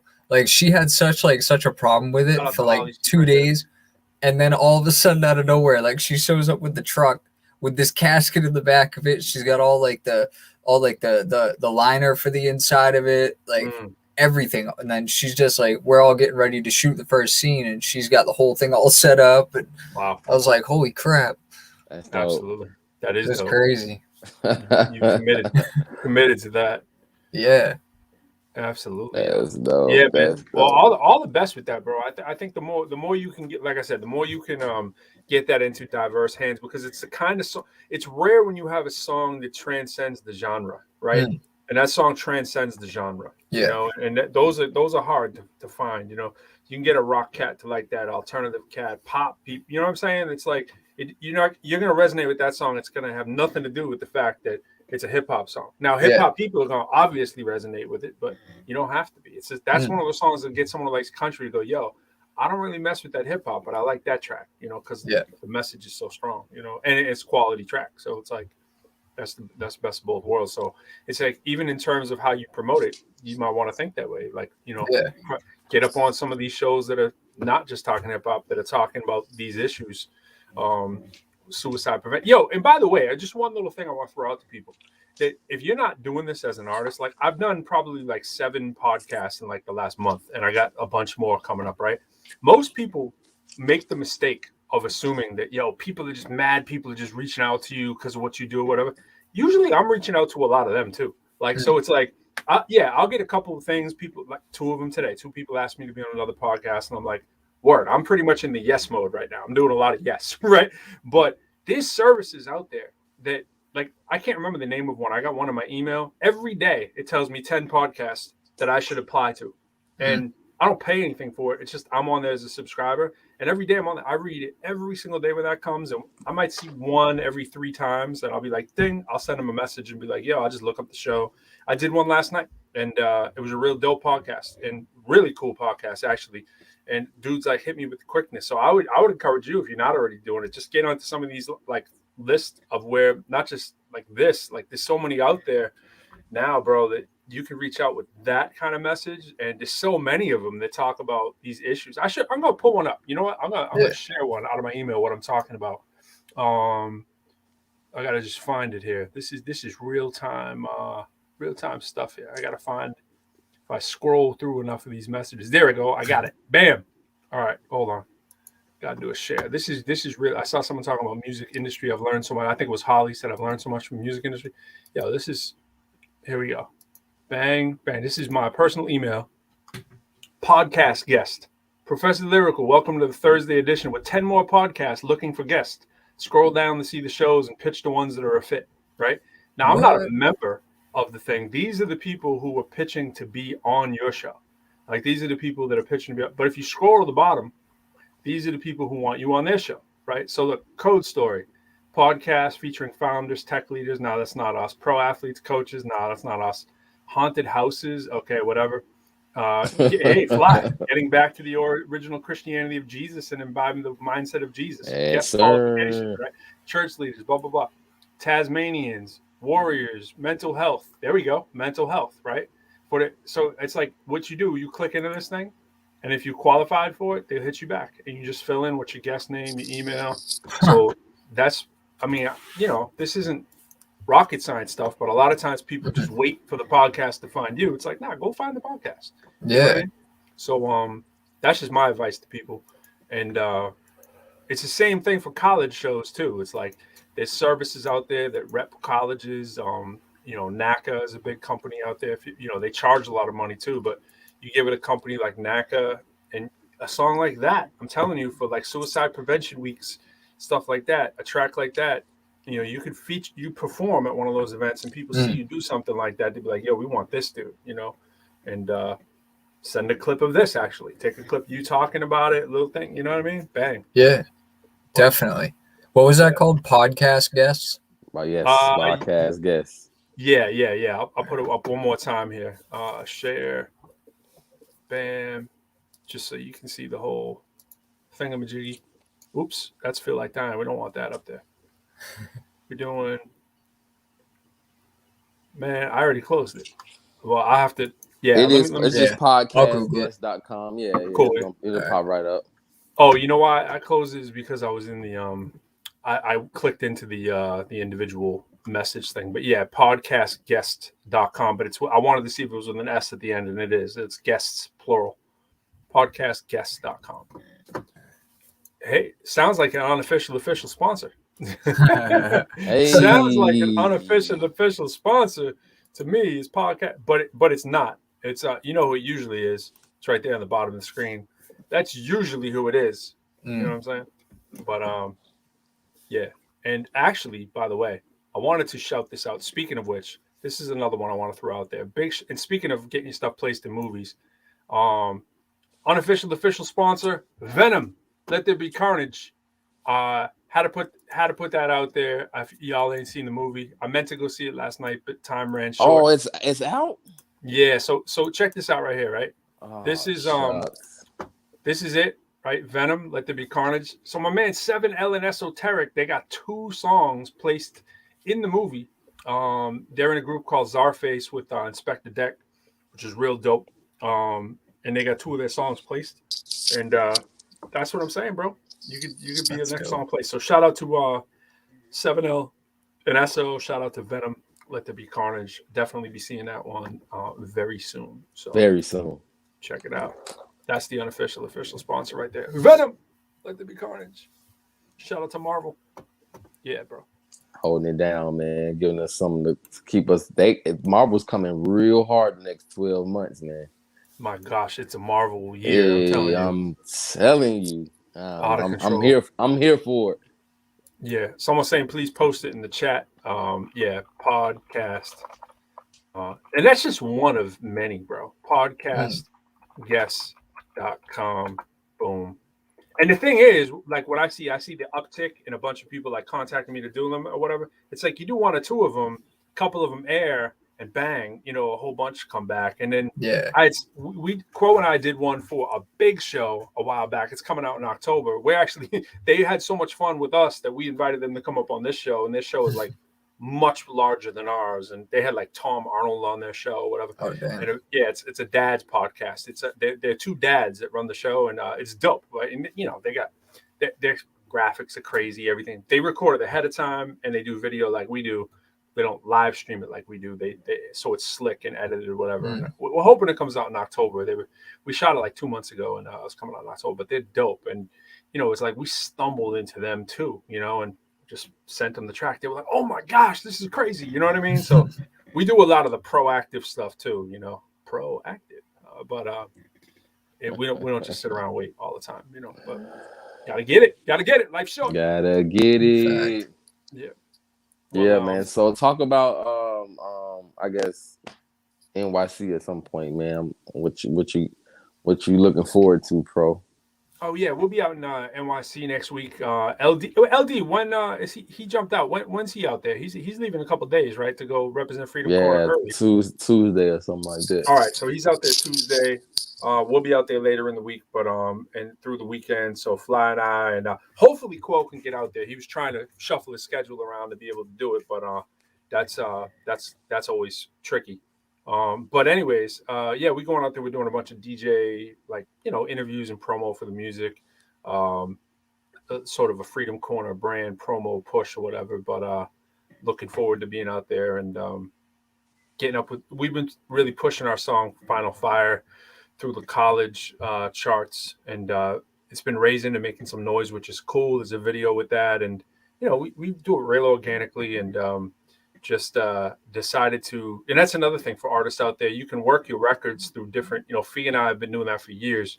You don't just put out a record and let it sit, right? Like if you got a record and you want to push it, these days you got to have somebody helping you with that record, getting it into the DJ hands that you wouldn't necessarily be able to get it to. So people that run charts and run reporting list services and so forth, you got to get it in their hands, and they cost. It's going to cost you anywhere from like $500 to $1,000 to work a record to get at least on some of these lists where these DJ, they might have 30 real quality DJs at different stations. They might have 100, whatever, and they report back to you whether they like it or not. Then you know who to follow up. We did all the drops for the people. We did all the interviews and stuff. We got a few more to do, and you just follow it up. And I did a little video the other day on Instagram, and I was talking about the 5 things basically that most artists need to do. And it wasn't rocket science. It was like, you got to be likable, right? You gotta be talented, right? Don't be a jerk, right? Be relatively talented. You have to have some money source or it's not going to work for you. Like you can't just put the record out and think. Someone in your squad has to have some kind of a little bit of change to finance these things, because this stuff all takes time, and time is money, and whether it takes physical money or whatever, but you don't have to go broke. but at the same time, you don't want to go broke because you are almost broke, and this is throwing you over the edge. You know what I mean? And that's just kind of the general idea. But I say that to a lot of people because it's like, what's people's plan, right? They put the song out, they throw it on Spotify, whatever, and it's like, bro, there's 60,000 some odd songs a day that come out on Spotify. And shout out to my man Tommy Jackson, who's always hipping to people this on Clubhouse from First No Play. He's always talking about like the same stuff. This is why I gravitated so much to his message, because I'm so in line with it. I use it as lessons in the classroom as well. It's like for 0.0038 cents a play on Spotify. Is that really the business plan that y'all want to be chasing? Is like, do we really want to chase streams? Like, it's like there's no business model in which you can basically not get paid and give away your product, and that you're gonna be able to find like long-term substance, right? But you can with music placement, and you can with shows, and the places who have the most money to do shows are corporate and college, right? It's like bar none. It's corporate and college, meaning you either latch on with a sponsor who can afford for you to do a lot of these shows. And this is the same way promoters make money. They tie in with a Red Bull, a Scion, whatever the companies are that like hip hop. They say, hey, look, take some pictures. This is my show. This is my club. I got 100 people here. Now, all of a sudden you got $300 to help, cut the expenses, and they're throwing you some drinks. Red Bull used to stock my house, so people be like, yo, how's he doing these shows? Well, I could do free drink plans all night, because I had Red Bull. I'm in really strong with Red Bull, and you just need a few companies, right? And so you either get a few companies on your side and they want to roll with your message, but again, you got to be likable and you got to be talented, right? And so if you're likable and talented, right, you work hard, you're doing a lot of your own stuff, because let's face it, we're going to work harder for our stuff than a lot of other people will, unless you find someone like an LD out there or something like that. Shout out to LD. But it's really hard to find people who are going to support the dream as much as we all will. Whoever that road dog is that you got, those one or two or three people, but you need to do all those things, and you need to consistently be doing them.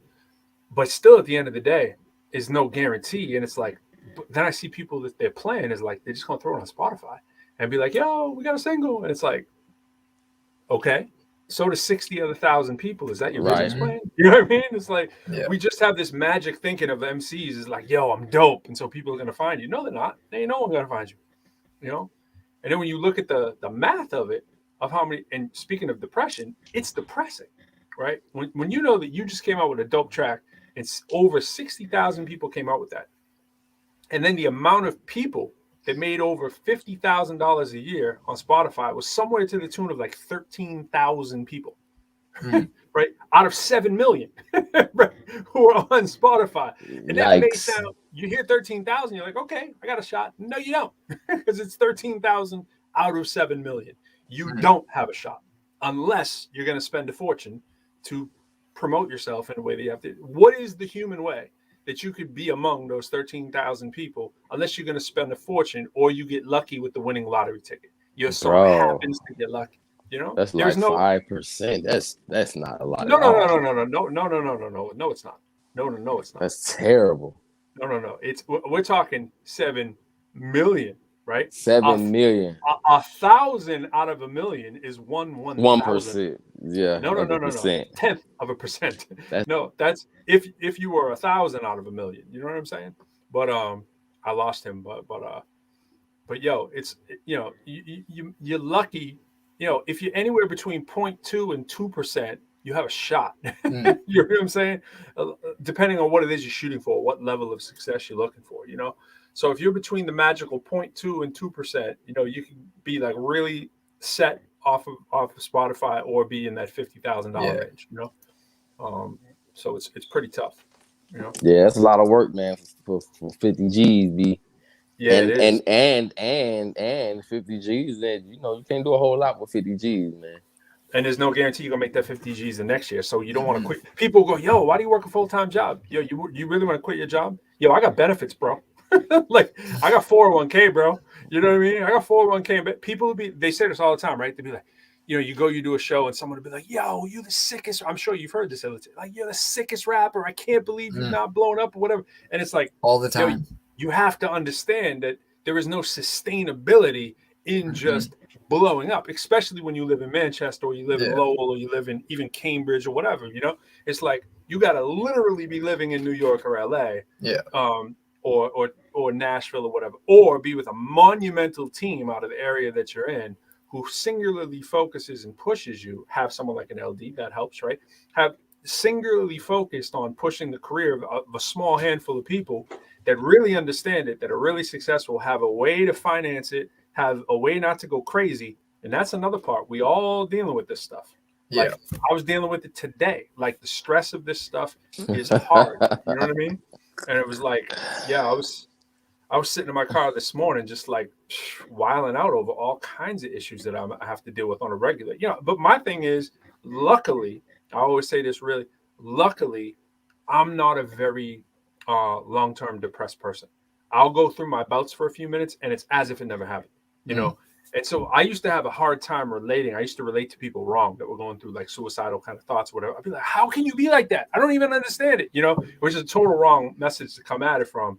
And I'd be like, I just don't understand how you can get that. And that's obviously not true, because anything can happen in your life that can, you just might be in that moment right now, right? But we can all get into the path of where things can spiral. And if we don't have some kind of outlet, you know, it's crazy. And a lot of times, because we're go, we don't have a time to really check ourselves and get that mental balance. And it's too late, you know, before you know it, it's all unraveling at the same time. And you're like, whoa, you know, and we all face it. So it's all these things together. They're tough. And it's like, okay, collectively, everybody, like, what's the plan? Like, what are we going to do that puts us a little bit over average so that you can make a little bit of a return and that can be sustainable? And then actually, whether or not you're trying to do it as hobby or whether you're trying to do it as a release, is there a way to do it as hobby and release and get some money coming in the account? There is, but it's different for everybody what that little mix is, right? So it's tough That's stuff. definitely true. Yeah, and Pro is definitely content with his. What was your goal? Was it 4 million? Yeah, I have to show you this. I have to show you this message, even though this is total like hilarious. All right, so ready? Hold on, we got to go with this one. Here's message from you wearing your dress socks on your feet, please, sir? It says, live and your friends in your reworn smelly dress socks. And then it says the you bots, in the red. man. And it says you in the red. And then hold on, Fly. They're coming for you. Damn, you daddies are so beautiful and sexy, sir. Please tell me your shoe size and sock color and show your feet in your socks on your feet. Now, master, please, you in the red hat and shirt. Please, master. Wow. Like, whoa, bro. You better run and hide from that one. Crazy, I already got an assassin on my team, and they do not want to meet her. Trust me. They call him Fly for a reason. Yeah. That was hilarious. I was just reading that the whole time, and I was like, when am I going to squeeze this into the discussion? This is wild, bro. This is wild, man. Don't air all the comments, but I like to filter them through. She better hide. Yeah, I told you. Great, Fly, you're doing it, man. Oh, it's so funny, man. That is so What's up funny. with those socks, bro? What's up with those socks? I don't even know what that means. And whenever I hear "sir," I'm always thinking it's from some faraway country. Just like like who talks like that? Exactly. Like, sir, in the middle of the thing. Like, sir, you with the red, like, talking about your socks, bro. It's like, I get stuff like that all the time through Facebook. I'll be reading. Do you get these? It's a normal message for like the first half, and then all of a sudden it degrades into something crazy. Yeah, Holly's being crazy, Yeah. I generally accept no one on Facebook these days. It's funny. It's just like I got like on right now I have 150 friend requests. And I like go through them with a fine tooth comb now. Oh yeah. Like I never accept anybody anymore. Me too. Yeah. I'm like, nope, can't do it. Nope. Once in a while I'll be like, okay, let me take a chance on this, and I'll watch it for a week, and I'm like, nah, you gotta go. Yeah, bro. Well, I think we're about to wrap, Fly, unless you got anything else, and anything else illicit you want. No, bro. I'm just excited, man, about, of course, the show and about being able to hear Eel, man. what he was dropping, man. I'm glad I got to hear, man. I definitely got the your Instagram, bro. I got to throw you a follow, man. Yeah, sure. What's I'm your on hat everything. Size? Holly Langler, what's your hat size? That's dope. Yo, my hat size is crazy. Facto, bro. Facto. Yo, this is my Lowell hat, yo. That Jay's dad gave to me. Yo, shout out to Jay's dad. All right, I'm ready, bro. What's your IG? Underscore illitant underscore. Flash, she's back, or he's back. I don't know. Look, ready? Sir is respect. And showing you the respect you deserve. I love to see a good, sexy man wearing smelly, sweaty dress socks. That's a weird fetish. I don't know what's going on there. It's just a weird one. I'm getting fly in all kinds of trouble. Like, bro, chill, bro. You got to chill, man. Fly, man. You just doing it to the people. You got to chill, bro. I'm literally barefoot right here, so I don't know what they're talking about. But I'm good. I don't even have feet. I don't even have feet, so I don't want to show my feet. I was thinking about that. I don't even have feet. Yo, by the way, I don't know what she's talking about. Now that it's Halloween, I want to shout out my man Donnie Maker with the hot. Let me put that on solo while you guys are doing your thing. Yeah, I'll shout out. He made this last year, but I always said I'm gonna give it some shine on the. Whoa, that's that's sick. Masked Donnie Maker. Shout out to Donnie Maker. Y'all want the contacts of Donnie? Yeah, that's I can get that out for you. He'll get you a custom piece. Yo, think about that, right? It's the gift for someone who has everything. Get a custom graffiti piece, man. Yeah. He ain't gonna set you back that far. You know what I'm saying? Now, look at that side quality right there, right? And, I want something. I want him to do the wall in my bedroom or something, man. In the studio, that'd be dope. Yeah, like mural a whole wall. I'm telling you, man, that'd be so dope. Did you see this one? Did you see the I'm on one side I'm a rapper, and on the other side I'm a professor on the board? Oh, yeah, that's dope. Cool. Yeah, man. Yeah, man. Pro, they're back at it again. They really are. They really, really are. Holly says she's dying now. Good night. Fresh. Here it comes. You in the hat too, please, master. Put your socks on and then show your sock feet, please, man. Look, I'm telling you, I don't got socks. I got bare feet. Yo, I got bare feet. Yo. Oh man, I got this is wild.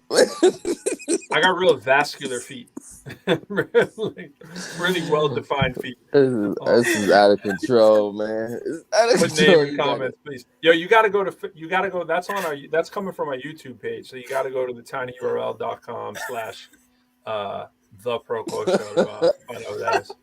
Yo. Oh my god. Pro is not at his finest tonight, bro. I don't know, man. Me? I'm just putting up with people say, bro. No, I'm not writing these. Man. You have to ban this person, man. Okay? No, absolutely not. Absolutely not. We get some weird people in there. Yo, back when I first did the show, when Don Juan was like first setting us up, right? He was just giving out the link to everybody. Like he gives out the link just to random people. He's like, yo, if you want the link to come on in and comment, and people are just coming in and they'd be talking normal for 5 seconds before you know what they're talking about, like, pickles and, like all just kinds of weird stuff, bro. And I was like, yeah, I don't think we want to give out the link all that easy. Can you imagine if this link was just out there on the street like that? No. That's shout out to Don Juan. That's what he was doing, man. I was like, come on, Don Juan. Holly said, put wifey flip-flops on for this, sir. Yeah, all that sir. When you start talking about sweat socks and sir in the same sentence, it's a weird mix. Yo. Oh man. Yo, bro, this is crazy, man. What a night. Did you see the thing I threw on Instagram earlier, Fly? The little talk I was giving. Oh, I did. I did. I started doing boy on the move already. I started chopping up some. I got like 7 to 10 like shows probably that are pretty good ones that I got videos of, and I was like, you know what, I might as well start chopping these up and throwing them out there. So I'm always talking about the college shows, but no one ever sees them because they're never videotaped. You know what I mean? And every now and then there's some real cool topics. So we were talking like just the issues of kind of stuff we were talking about at the beginning of the show on about how some of it's systemic and planned, you know what I mean? And like how hip hop has been used sometimes and bastardized or whatever. So we got into a lot of those things, but it was pretty wild. Wifey put flip flops for this, sir. Yeah. Yeah, man, I gotta jump, man. Definitely. Yo, we live from New York City, man. Drive. Let's let the people know we'll be live from New York City next Friday night doing the ProQuo Show. Yes. It may be just the Pro Fly Show that night as well. We're not sure yet, but if Quo's there, it will be the ProQuo Show featuring the ProQuo Fly Show featuring Fly. And but anyway, around it, we'll be out there holding it down. Now we might be in opposite ends of the hotel, just doing it so that we don't get the feedback. But I don't know. We got to figure out how we're gonna do it, where we're gonna be, whether we're gonna be in Times Square doing it or whatever. We're gonna have to think about it. If we can do it in Times Square, bro, that'd be super duper dope, bro. Yeah, that'd be wicked cool. It is. But with your headphones, you can kind of control some of that. Yeah, but I'll be scared, like people coming up on me, rolling up on me. I'll be like, yo, with a laptop in Times Square with COVID. I'll be like, yo, man. I'll be like, don't be touching me. You know what I'm saying? Like, do it from your phone, man. You have to do it from your laptop, man. I'd have to do it from my phone. So yeah, man, it'll be solid. Yeah, it'll be solid, man. It'll be, we gotta do it if we can. You know what I'm saying? Holly said, hey. At least he was calling you master and sir, so polite. That master is touchy. You know what I'm saying? Like, you know what I mean? Yeah, that's touchy. Yeah. Let's go back to that one. Yo, go back to that. What is going on, man? What is going on? All right, man. Well, we're gonna wrap it up. We another one in the books. My man, Illitant, Fly, Charlie, man. You back, man? Anything to say to the people, LD? You on mute status, I think. He chose to mute himself, so he's just showing the logo. That's all he's doing. Yeah, he tied up, man. He just sent something in the chat. Fly, I feel like I almost wanted to give the people a small snippet of next Friday and what they can expect from you, but I don't think I should do that to put you on. If it was finished, then definitely I wouldn't. It wouldn't really.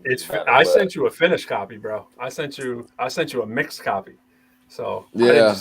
I didn't just send you my track. I sent you a mixed copy. Now you'll have to decide whether it's mixed to your liking. But if not, you can have the individual tracks or whatever. But let them know. Check it out. Well, my levels, I hadn't done anything to my levels.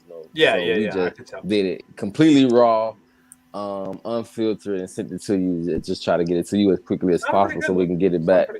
And so, I have to send you the stems. There's like 3 tracks of stuff on there, so I'll send to you.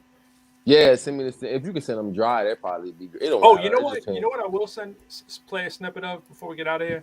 Let me play just a very small sample of the track I made with Love Jones, who's my wife, who I had to bring out the big guns. I'm glad you brought that up. Yeah. Not gonna play the placement joint, right? Yes. Not gonna play the whole thing. Let me get to it. Over here. Whoops. Sorry. Let's go here. See right there. Wifey had to put up with you in the studio, man. I'm praying for you. Yeah, absolutely. Shout out to the wives, man, who got rappers for husbands, man. Oh, you don't even know. Y'all the real MVPs, man. I don't know how you do it. I don't know how you do it. I don't either. Not easily, that's for sure. So let's get a little bit of this going and just give you so this was answering the call for a pitch song, and here we go. Professor Lyrical, Love Jones.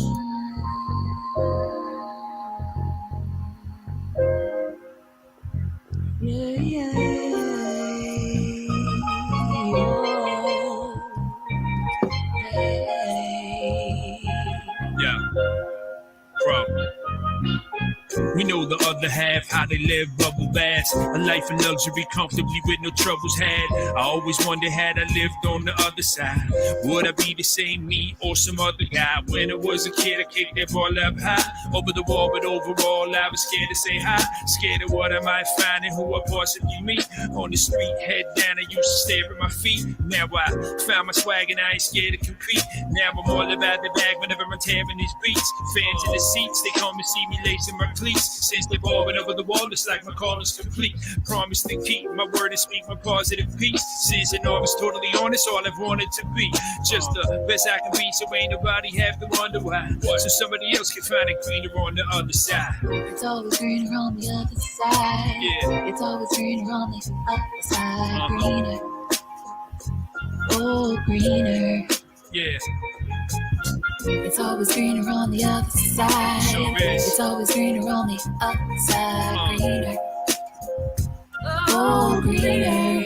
Listen, it's cause and effect. Y'all can load the cards in the deck, but you can't fool fate. Gotta show some respect. You gotta expect that everything we thought was correct was possibly wrong. That's why we show songs to perfect. It's hard to accept that all we are is dust in the wind. Because as a kid, we always felt destined to win. Let me fast Now forward we here. lose, think it's just fake when we snoop. It's not as a stay patient. Thought I may think of keeping my demeanor, even if when over the other side is still looking greener, baby. It's always greener on the other side. Sure is. It's always greener on the other side. Greener.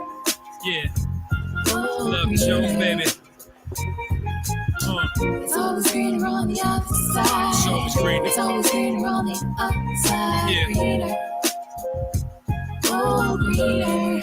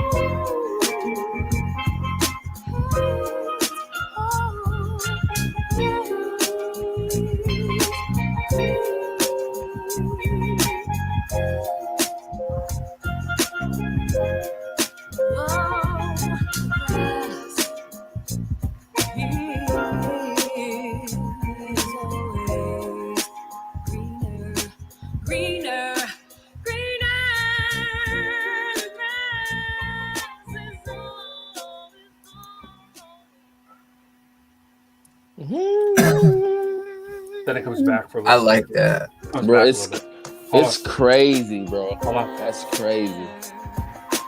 I brought it back for a surprise. It's just, I was being silly.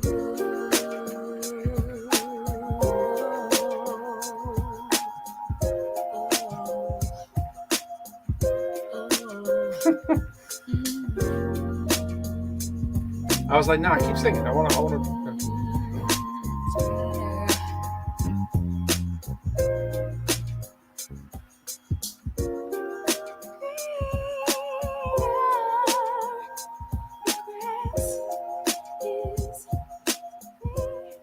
Anyways, you get the idea.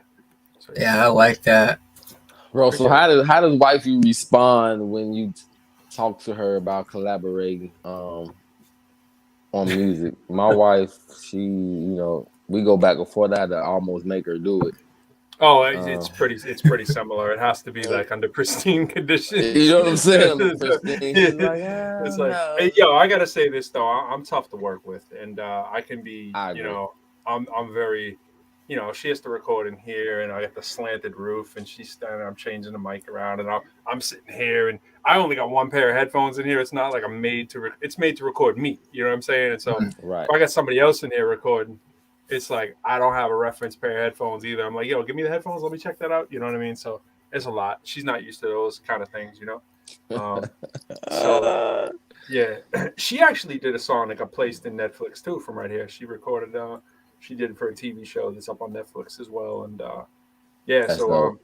yeah, absolutely. So she's I mean, she could have done a whole like she calls that like background singing. She's like, yeah, it kind of is backgroundy for me, I was like, yeah, but that's kind of fits right there. You know, it's kind of mellow, and that's what we're going for. But you know, as opposed to like really blowing hard on the track, it was just kind of the vibe, you know. But no, it was very befitting. The fact that they gave you a subject and you came up with that. Yeah. They were very specific about what the the song was needed for, and you came up with that. Is crazy. I said to my wife, I was like, yo, I got this hook in my head. I was like, you want to hear it? So at first I laid the hook down. I was like, it's always greener on the other side. It's always greener on the other side, greener. And she's like, maybe I should sing that. I was like, yeah, that'd be much better. I was like, that would be much better. It's always greener on the other side, greener. Oh, greener. And she's like, yeah. Yeah, you know, your wife's way harder on you than mine is about my bad singing. She'll say something like, "You're real close," you know what I'm saying? Yeah, no, you're not that far off. She'd be like, "No, my wife just go, please no." She'll just go, "Please no." You know, say it's just your tone. She's like, your tone is, you know? Yeah. I'll be like, what? I'll be like, it's always green around the other side, green. And she'll be like, you have to go, yeah. You know, like, you know what I'm saying? You know, I'll be like, all right, it's always green around the other side. Oh man, it's hilarious, bro. But it's hilarious. Yeah, man. Shout out. She just walks in, bang, and it's done. That was like one take. You know, she did 3 tracks of it. One take on each track. I was like, yo, okay, that's how it's done. Huh? That's how it's done. Yeah. And my mic, by the way, with one of the programs I use, my microphone in one of these programs, I can't figure out what's wrong with the program, but I use 2 different programs, and the one I was telling y'all about, my mic will just pop in the middle of it. I don't just mean pop. It'll throw the whole timing off, and the whole thing will go like it's in the Matrix. So you go, and the thing becomes like 4 beats off, and I have to move everything back. It did it like 3 times while she was recording. I was like, oh, my bad. So, and like I had to wait for it to go away, and then she knocks the whole thing out, and then the thing was, and I'm like, oh, I'm sorry. And she's like, no, I'll just do it over. And I was like, all right, okay. And then like I'm moving the piece that it's going in the middle of the track, and it was just not pristine conditions to do. I just deal with it. You know what I mean? I'm like, oh yeah, I'll do a verse, and all of a sudden it'll be in the middle of my track. And I'll be like, all right, let me just do that one more time. And I have to bootleg it. I have to jump out. Like once the program's been going too long, you know what I'm saying? I'll have to like go back in and start fresh. And I'll be like, go. And I got like a 4-minute window. I'm dead up, you know, but I've gotten so nice with that program that I'm slower on all the other ones now, you know, and I'm like, this one I'm like real fast on. So it's the things we do.